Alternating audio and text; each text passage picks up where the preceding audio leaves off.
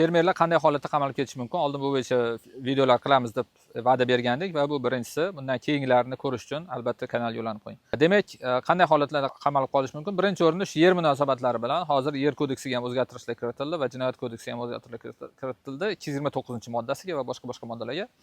Ya'ni yana ham kuchaytirildi. Misol uchun yerini noqonuniy sotganda ko'pchilik hozir ijara huquqini sotyapti boshqa shaxsga, misol uchun fermerchilik jonga tegdi va notariusga borib sotyapti, yo bo'lmasam MyGov orqali ariza beriladi, qisman boshqa yerini bir qismini boshqa shaxsga o'tkazib berish uchun. Lekin agar misol uchun boshqa holatlarda bo'lib qoladigan bo'lsa, misol odam qo'yishi mumkin kimdir, dushmanlar va aytishi mumkinki, "Men yeringni sotib olaman, yeringni bir qismida uchastka, yo bo'lmasam boshqa narsa qurib bera olaysanmi?" desa, "Ha" deb qo'ysa tamom. Bu narsa birinchi o'rinda shu firibgarlikka olib keladi va ikkinchi o'rinda noqonuniy yer sotish bo'ladi bu. Buning uchun katta jarimasi bor. Adashmasam 200 barobardan 300 barobargacha o'sha BRVni 300 barobargacha jarima bor va undan tashqari 8 yildan 10 yilgacha hozir srok berilyapti.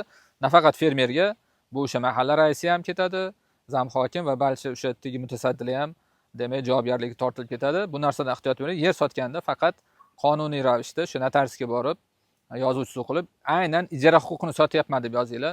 Yer sotyapman, yo bo'lmasam uchastkaga sotyapman, boshqa unaqa gaplarni telefonda ham, og'zaki to'g'ridan to'g'ri gaplashganda ham demak og'zingizdan hech narsa chiqmasin unaqa, chunki bemalol telefonga yozib olsa, bu sudda sizga qarshi dalil bo'lib ishlashi mumkin. Shu narsadan ehtiyot bo'lib qo'yasizlar, mabodo sotaman deganlar bo'lsa.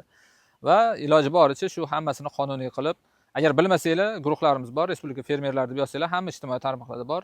Birinchi o'rinda Telegramda va o'sha yerda Telegram guruhimizga kirib so'rasanglar, albatta javob beramiz. Bundan keyin ham bu mavzuda videolarimiz bor va bu aynan hozirgi mavzu bo'yicha agar sizda fikrlar bo'lsa, albatta izohlarga yozib qo'ying, qo'shilasizmi yo'qmi va yana qanday holatlarda fermerlar qamalib ketishi mumkinligini bilsangiz, albatta izohlarga yozib qo'ying. Biz buni o'rganib chiqamiz va agar shunday holatlar bo'lgan bo'lsa ham uni ham yozib qo'ying. Albatta bu ko'pchilikka foydasi tegadi. Ko'pchilik fermerlar baribir soddalik qilib bilmaydi. Ayni ko'pchilik dehqonchilik bilan shug'ullanadi va qonunlarni o'rganishga vaqti ham yo'q. Kattaroq taklif bilan kelib qolsa, shoshib qolib, ya'ni jinoyatga qo'l urib qo'yishi ham mumkin o'zi bilmagan holatda. Kimlardir bundan foydalanib ham qoladi. O'shaning uchun ya'ni uni oldini olish uchun shu videolarni qilishga qaror qildik va albatta bizga yordamchi bo'ling.